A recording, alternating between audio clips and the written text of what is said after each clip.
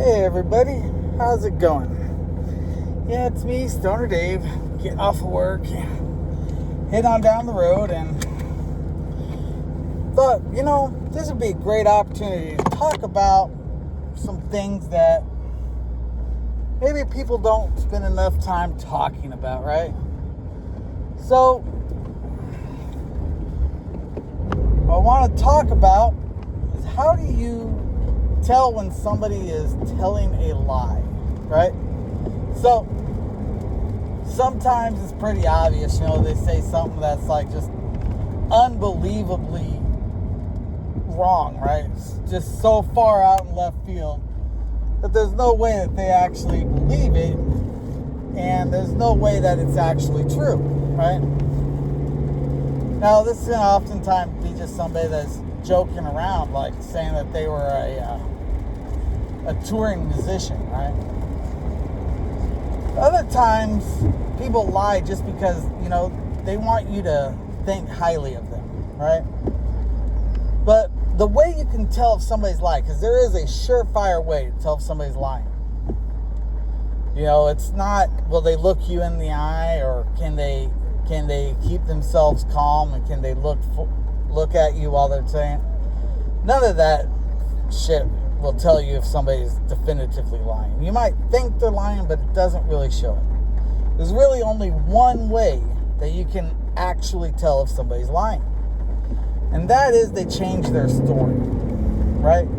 If they started off saying that this guy over here had told them this, and that he's a credible source, then all of a sudden they're like, well, actually it was this guy over here that said it. There's a pretty good chance that neither of them said it, right? Now, of course, I'm talking about Detroit Wrecker and talking about Randy Rhoads recording gear, right? So, believe it or not, I too am a huge fan of Randy Rhoads, right? When I was a kid, I wanted to be a guitar player just like Randy Rhoads, because when I must have been like 8 or 9, so long ago, but I was at my cousin's house, right? My cousins had cable, they had MTV on. And the video for Crazy Train came on. There was this flying V just going down the train tracks, and the most awesome sound I'd ever heard in my entire fucking life. Even now, it's still pretty high up there as the most awesome sound I'd ever heard, right? And it was that intro riff to Crazy Train. Now, I get it. That it was actually from the tribute album, so it was live. So definitely, it was the sound of that fucking modified 1959 Marshall that Randy had, famously white one, right? That's obvious. We all know it. And the video was pretty cool, but yeah, man, there was Ozzy fucking singing. I was like, dude, I'm fucking hooked, right? I found out that it was Randy Rhoads playing the guitar a few years later, I mean, at the time I was watching the video, I had no fucking clue who any of these people were, right? Just Ozzy Osbourne was the name, I was like, oh man, it's so fucking cool, right? But anyways.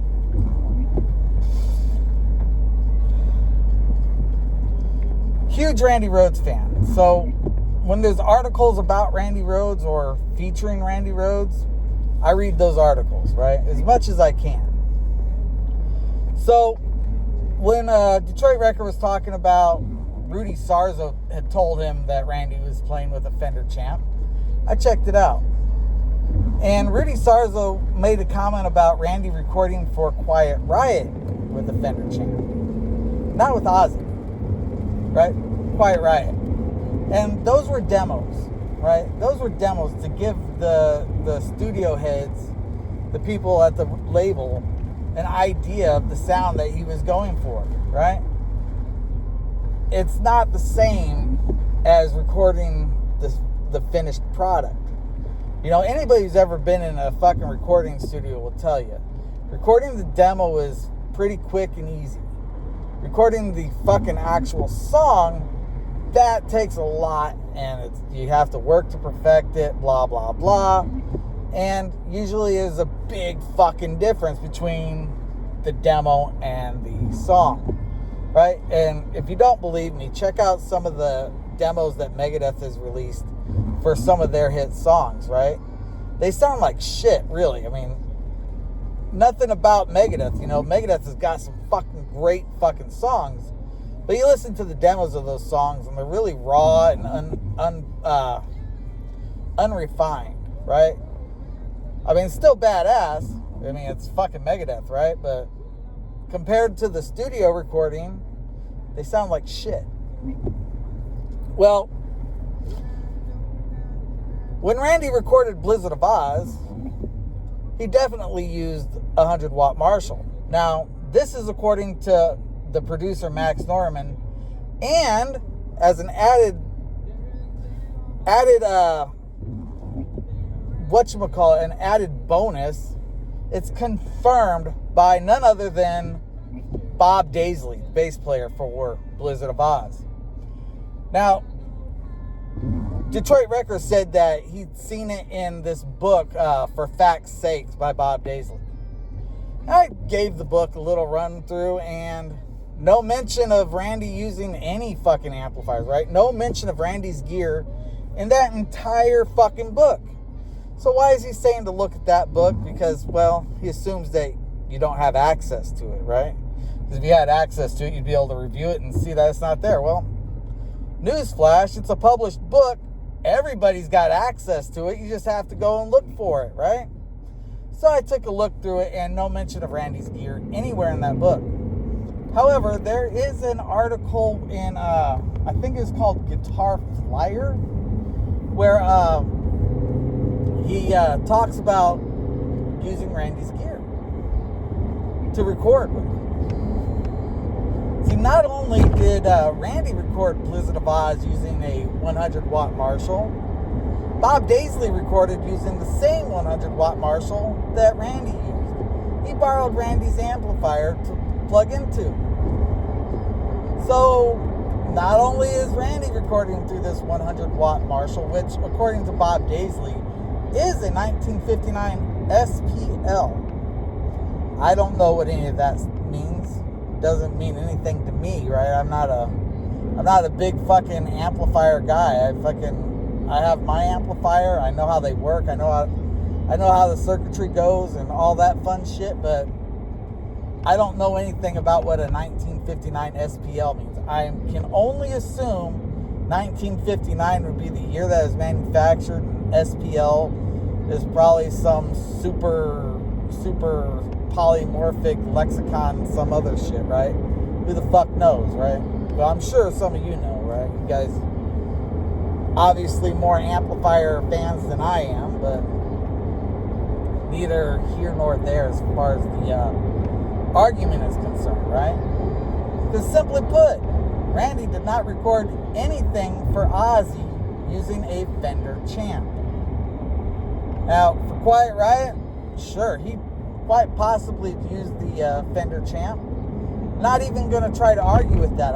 I've seen the Rudy Sarzo interview where he says explicitly Randy used the Fender Champ in the studio and the PV whatever on stage. That's cool. No argument there. Just saying that what Randy used with Quiet Riot has no bearing on what he used with Ozzy. Simple fact of the matter is, with Ozzy, he was doing an actual album, not a fucking demo. So he probably would want to use the amplifier that he felt he sounded the best through. That's it. He wanted to use what he felt he sounded the best through. Now, some other things that Randy Rhoads did that Detroit Records said he hated was using his MXR Distortion Plus pedal, right? Randy fucking loved that pedal. Ozzy fucking hated it. Randy fucking loved it. That's why it's fucking so heavily used on the fucking album. Now I believe Detroit Records said that Ozzy called it a fryer basket or something like that, and the correct term was chip basket. Chip basket. Remember, Ozzy's English.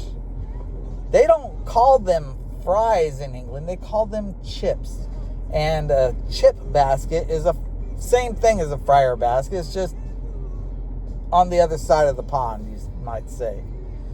And yeah, he said every time Randy turned it on, it sounded like somebody dipping fries into a fucking grease pit.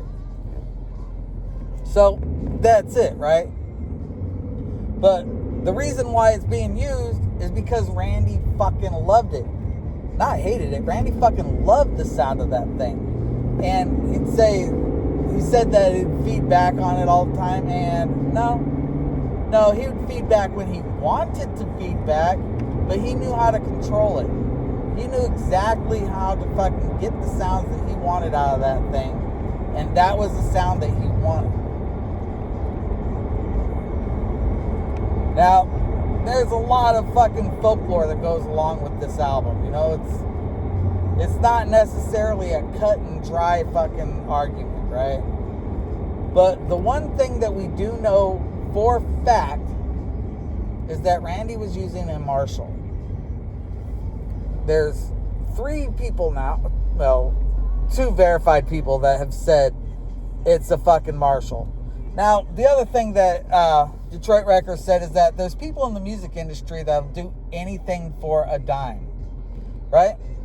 Now, as he's saying that, you've got Max Norman, who is an esteemed fucking producer, worked on some of the best known heavy metal albums throughout the 70s, 80s, 90s, and into the 2000s.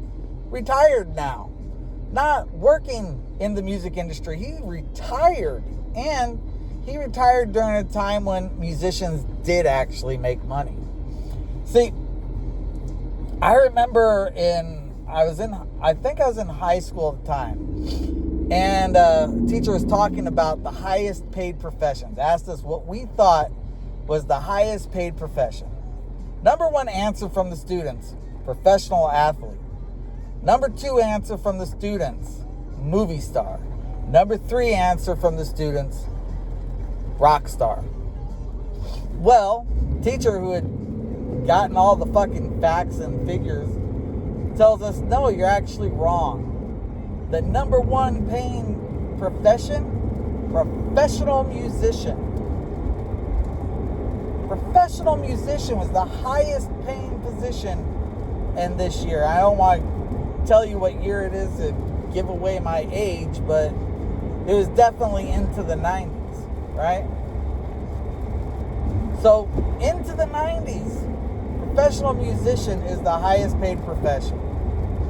Now, do you think the producer who makes them sound as good as they do is paid poorly or well, right? Obviously, musicians that are making that kind of money are having producers who they are paying very well. Not fucking like the millions that they're making on their albums and tours, but they're getting paid very well. So Max Norman's retired, and he's retired comfortably, right? He's a comfortable guy, not out there looking for fucking dimes. And the other point that should be made, right? When these magazines, I think the article that I read with Max Norman was in Guitar World, and when these magazines go out and do these interviews, right? They aren't interested in making Marshall money. They don't say, hey, when I ask you what year, make sure to say that Randy was playing a Marshall, right? They don't do that. They don't care because they're not being paid to promote this fucking amplifier. And you'll see that all these fucking different amplifiers pay them to put advertisements in their fucking magazine, not in their articles. Now, to continue going on, in order for somebody like Marshall to give a payment to Max Norman to make that statement, they would have to know that Max Norman is being interviewed, right? Not, just anybody asks you what Randy's using, tell him it was a Marshall. No. Because they'd have to keep those payments coming to keep that lie going, right? So this notion that, oh, he got paid to say that. Fucking bullshit, dude. Complete and total fucking bullshit. Right? Because there's no way that you can fucking pay somebody to say something like that. Right? And then keep track of every time they get asked that and make sure that they fucking answer it the same way every time. Not gonna fucking happen. You're fucking delusional if you think that's how the fucking world works. Because, believe it or not, Marshall is a fucking company that wants to make money. And if they want to make money, they can do it in a lot better ways than paying producers to tell people certain lies and hope that people are asking those questions, right? It just doesn't make sense. Now, here, the real question now is, we know that Randy used the Marshall, but could he have gotten away with using the Fender Champ? Is the Fender Champ capable of creating those tones? Well, possibly, right? Possibly, but it wouldn't be able to do it the way that Crazy Train is done, or any of the other songs that are recorded on this album. And you say, well, why is that? And I'll tell you why. See, we all know that Randy did 3 takes, one on the left, one on the right, and one in the center. But what you might not understand is that these 3 takes were each recorded with 3 different microphones. Or I should say with 3 different microphone placements and 2 different speaker cabinets. Yeah, see, these microphones, there are actually 9 microphones that were put up on the amplifier. And the amplifier speakers were set up in such a way that he could have a speaker on, there were 2 cabinets, 2 4x12 cabinets, and he had 2 microphones set up so that you could get each cabinet, right? And then he had them set up a certain distance back, then another pair of microphones set even further back. And those combination of either 6 or 9, I'd have to look at the interview that I've seen with him. Those 6 or 9 microphones were then used for each track. So you have a stereo spread being played through something that's played one on left, one on right, and one in center. So you have a stereo spread being put through a stereo spread, which makes it sound really, really fucking large, really fucking big, right? But that was what they wanted. They wanted it to sound larger than life. They wanted it to sound like there was more than just one guitar going, right? They wanted it to sound like there's a symphony. That was the idea. They wanted it to be just so big and so full. So, yes, why is it so hard to get Randy's sound?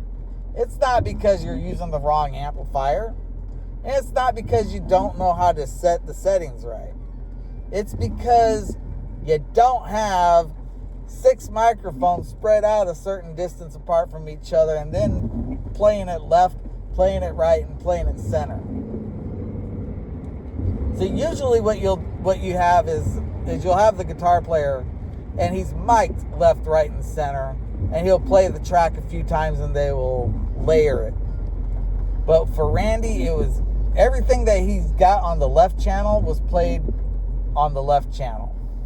Everything on the right channel is a different take being played. And everything that's in the center that is kind of going a little to the left, a little to the right, that's a completely different take. And when you listen to him, you can't really tell the difference between them because that's how good Randy was. See, most people, when they try to go into the studio, the hardest part for them, right, is being able to play it the same way twice, right? That's why most of you never made it in the music industry. Not because you suck as guitar players. I mean, you might suck, but it's not because you suck per se, right? But it's because when you play something and then you go to play it again, you don't play it exactly the same. That is, some of your notes are a little bit longer than the others. Some of them are a little shorter than the others. And in order to be able to record something, you have to be able to play it exactly the same each time.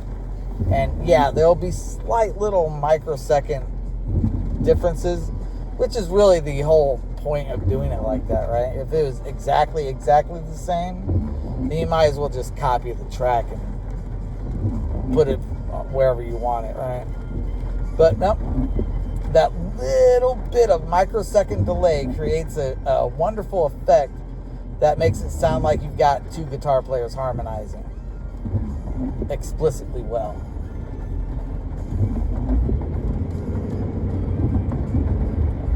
Alright, I don't know if there's anything else I wanted to talk about, but I've still got a ways till I get home, right? I'll probably be home in another 5 or 10 minutes. And I expect my wife to be calling me in about 5, so you'll be disconnected when she calls. So if I don't say goodbye to you properly, that's why. But yeah, so that's how you can tell if somebody's lying, though. They change their story. The story stays the same, they're probably telling the truth. Now, it doesn't necessarily mean that they're telling the truth, but it's definitely a good indication if they keep the same story going, because honestly, you start telling a bunch of lies about something, they become convoluted, and then you end up not remembering the lie, right? You got to remember your lies if you're going to keep your lies straight. That's why I only ever told big lies. I don't tell small little bullshit lies. Now, since I've got a little bit of time before I get home and going, talk a little bit about some of the things that Detroit Records said about me. Now, first of all, he says that I'm showing typical Democrat behavior. If you mean calling out your lies as being typical Democrat behavior, I'll accept that. But he says, no, I go around being hostile and calling names. Well, I didn't call him a name. I just said that he was lying, right? Now, he's lying. So that's not name calling. That's just pointing out a fact. Now, why does he tell this lie? Because he wants to appear to have superior knowledge. And he says, I don't say it because I think I'm smart. No, he says it because he wants you to think he's got superior knowledge. Having superior knowledge doesn't necessarily make somebody smart, right? But to him, if he knows something you don't know, you're going to consider him to be this superior source of information, which he's clearly not. He's the worst source of information I'd ever seen. I mean, he does think he's an authority on everything. He talks as if he's an authority on everything. And if you don't believe me, look at the way he talks about resistance and impedance. He goes on there not once, but twice, telling people that these two things are completely different things, that you can't talk about them as if they are the same thing, because they're not. Then he goes in again and says that the difference is because one's AC and one's DC. That's not the difference, but if that makes him feel better, you know, I'm not going to argue that. But I will argue it, right? So, there is a difference between resistance and impedance, and it has nothing to do with AC or DC. You don't look at a resistor and say, oh, it's in an AC circuit, so what? It doesn't have resistance because it's in an AC circuit, right? Is that what you're trying to say? Because it's a resistor which has resistance. It's in an AC circuit though, so what? What's the deal with that? According to Detroit Record, right? See, he doesn't fucking know. So he fucking makes shit up. Or he relies on bad information on the internet. See, I don't do that. I don't use fucking Google and say, oh, what's the difference between resistance and impedance? I don't fucking read an article talking about amplifiers and how they work and read some bullshit thing in there and say, oh, there it is right there. Resistance is DC, and impedance is like AC resistance. The fuck out of here with that bullshit. Now, I can tell you exactly the difference between resistance and impedance. But before I do that, I want to hear Detroit Record give his explanation of this.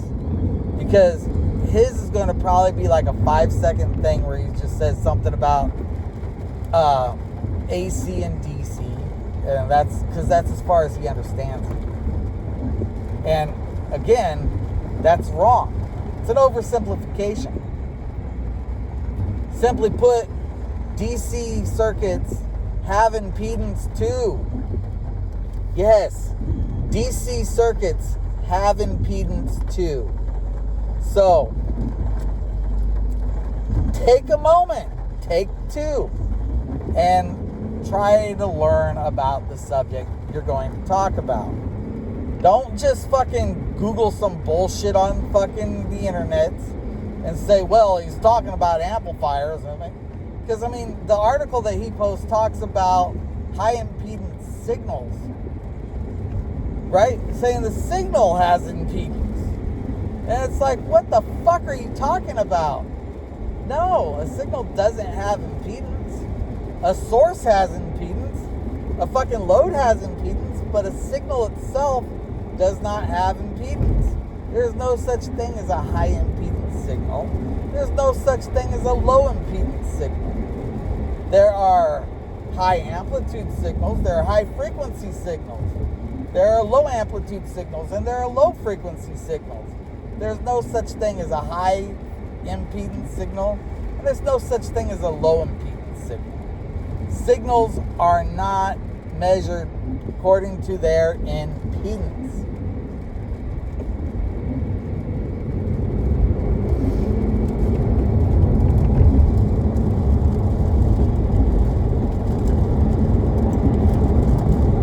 Now, if you would like, I can talk to you all about fucking impedance and how it relates to a signal and all that, right? Yeah, I fucking know that shit. But I'm not going to stand here and teach you about fucking everything about electronics for free. If you would like to have me teach you about electronics, fucking send me a check for $100 and I will teach you everything that you possibly want to know about electronics. But if you're not going to pay me, I'm not going to do that for you. Sorry, folks. But these are trying times, right?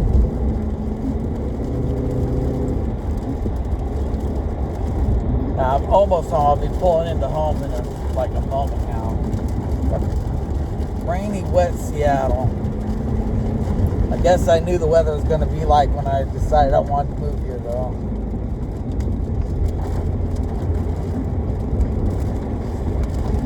I can't wait for summer.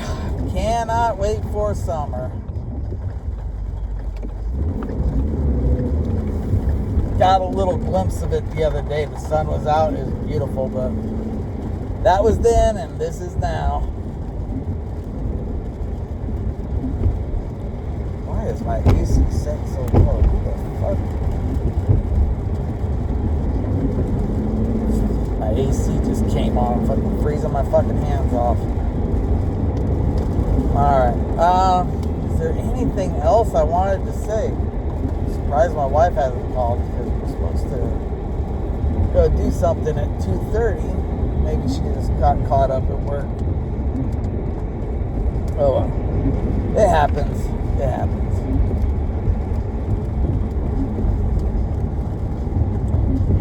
But yeah, I'm home now.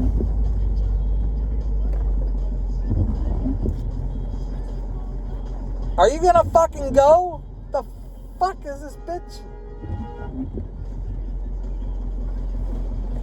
Fucking go, you fucking cunt.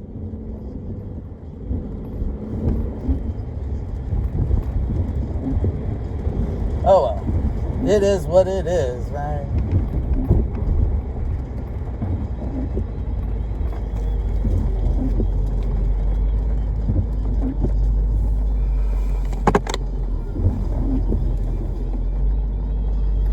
Alright, so I'm getting parked now, so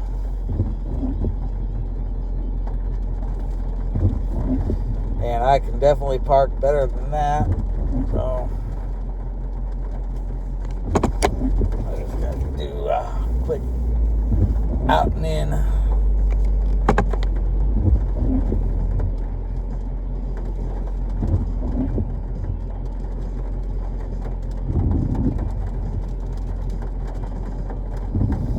There we go.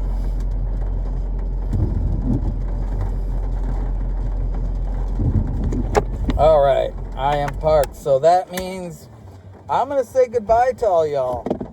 Now, I know Detroit Wrecker is going to see this, and then he's going to cop some bullshit and try to tell people that I don't know what I'm talking about. But the facts are the facts. You can fucking Google this shit up yourselves and look at what I'm telling you and verify every fucking word I've said. Unlike Detroit Wrecker, I don't make shit up. Now, there was another thing is that I made some comments and I even shared a fucking link to the Max Norman interview. And those comments aren't there because he deleted them. Yeah, he deleted them. He deleted a couple of my comments. And that's what he does. He deletes things that make him look bad. So if you're somebody who's commented on Detroit Wrecker's channel and your comment's not there, well, he deleted it. That's all. He just fucking deleted it. Now, me, I have a protocol that I go through with my comments because I don't like getting spammed by trolls. So I put a filter on all comments. I hold every comment for review. Everything is held for review. Everything gets approved, whether I like it or not. And this is verified.